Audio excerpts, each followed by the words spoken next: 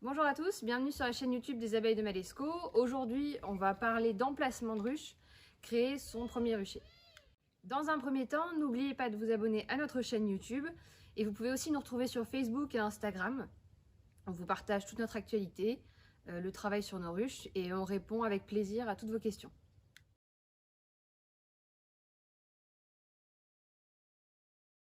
L'environnement idéal pour une ruche, c'est un environnement qui lui offre une source d'eau et qui est des arbres, buissons, plantes, fleurs, mellifères et pollinifères. C'est les ressources nécessaires au bon développement de votre ruche. En général, on oriente sa ruche vers l'est, ce qui fait que le matin, elle a du soleil, elle va partir plus tôt, tout le monde va se réveiller, entre guillemets, et l'après-midi surtout, elle n'a pas le soleil trop présent ou en pleine face. Donc elle n'a pas besoin de ventiler toute la journée pour réguler la température. En fait, c'est bien qu'elle soit à l'ombre l'après-midi. Dans l'idéal aussi, on n'oriente pas sa ruche en plein vent. L'entrée de la ruche, quand il y a trop de vent, elles ne peuvent pas voler. Elles vont finir par vous créer une barrière au niveau de l'entrée avec de la propolis parce que justement ce courant d'air les gêne. Donc on fait aussi attention au niveau du vent. La troisième chose qu'il faut savoir, c'est qu'il faut toujours surélever sa ruche. Vous ne la laissez pas à même le sol, sinon elle n'est pas à l'abri de l'humidité, elle n'est pas à l'abri des prédateurs. Pour vous, c'est pas très agréable parce que vous devez vous baisser pour travailler. Donc on n'hésite pas à surélever sa ruche. On fait juste attention parce que sur certaines ruches, vous avez une aération au niveau du sol, en fait, vraiment en dessous. Donc dans l'idéal, vous la mettez sur des parpaings, une palette surélevée, du bois, mais il faut vraiment veiller à maintenir cette aération ouverte sous votre ruche.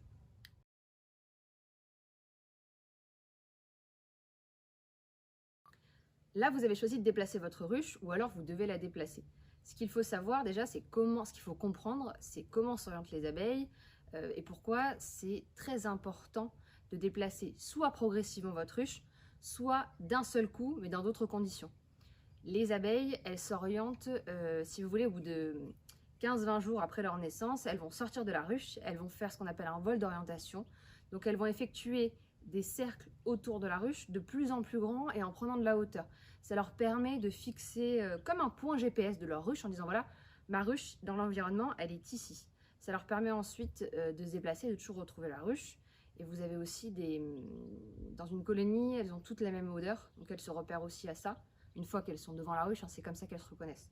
Donc quand vous voulez bouger votre ruche, c'est seulement d'1 mètre, de 2 mètres, mais qu'à chaque fois vous conservez la même orientation.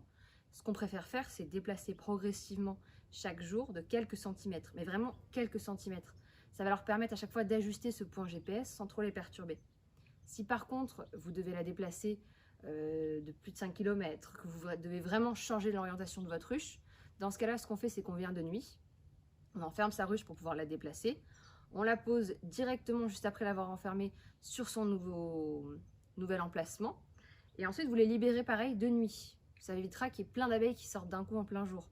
Vous les laissez tranquilles 48 heures, 72 heures parce qu'il va falloir qu'elles enregistrent ce nouvel emplacement, ce nouveau point GPS. Donc elles vont devoir tout reprendre à zéro. Et puis c'est assez stressant aussi de les changer d'environnement. Donc vous les laissez tranquilles 72 heures. Et après vous venez voir si tout va bien. Mais normalement il n'y a aucun souci.